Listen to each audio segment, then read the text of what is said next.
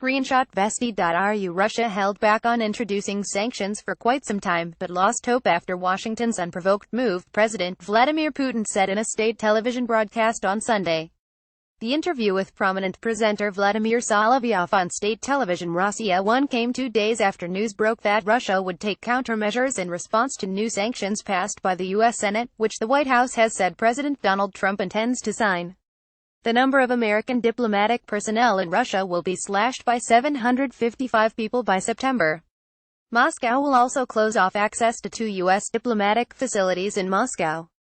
Putin told Solovyov that the measures were in response to the U.S. taking an unprovoked step towards worsening Russian-American relations. In late 2016, Obama expelled 35 Russian diplomats and toughened economic sanctions already in place over Russia's annexation of Crimea in 2014, in response to alleged Russian interference in the 2016 presidential election. "We have many times offered to work together with the Americans," said Putin during the broadcast.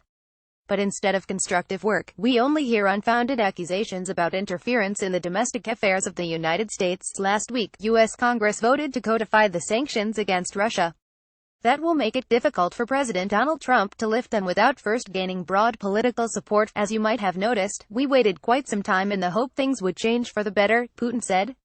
"We hoped that the situation would change, but judging by everything, if it is going to change, then it won't be soon. I consider we have to show that we will not let this go unanswered." Putin added there was still cooperation between Russia and the U.S. in many spheres, including on cybersecurity, nuclear disarmament and the fight against terrorism.